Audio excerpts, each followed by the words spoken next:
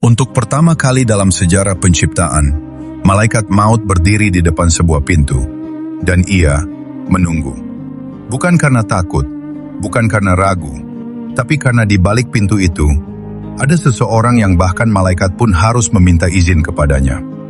Tahun ke-11 Hijriah, Madinah diselimuti keheningan yang berbeda dari biasanya.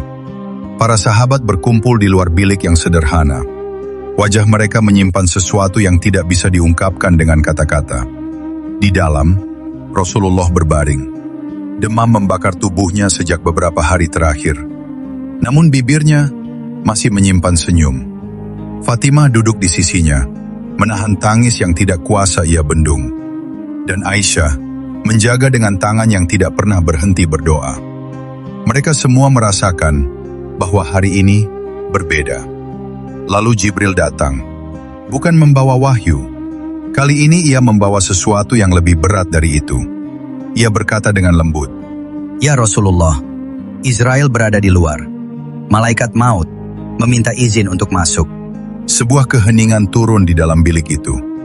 Keheningan yang bahkan udara pun tidak berani mengganggunya.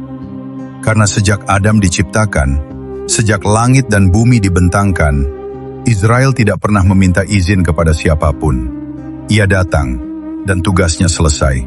Namun hari ini, untuk pertama kali dalam sejarah semesta, malaikat maut berdiri di balik pintu seorang manusia dan menunggu jawaban.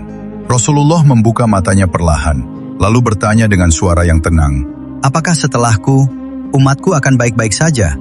Jibril menjawab dengan lembut, dan Rasulullah mengangguk. Ia mengizinkan Israel masuk. Bukan karena menyerah, bukan karena kalah, tapi karena ia memilih. Memilih untuk berjumpa dengan Allah.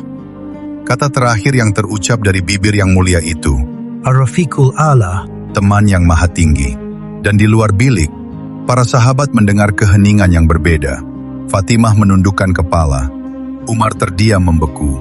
Abu Bakar masuk dan mencium kening Rasulullah untuk terakhir kalinya.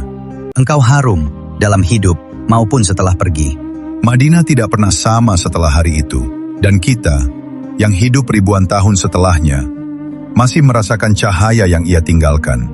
Sudahkah kita mempersiapkan pertemuan kita sendiri? Jika kisah ini menyentuh hatimu, mari bersama-sama kita ucapkan Allahumma sholli ala Muhammad. Tulis di kolom komentar. Dan jangan lupa untuk bagikan video ini, agar semakin banyak jiwa yang kembali tersadar betapa penting dan besarnya peran Rasulullah dulu.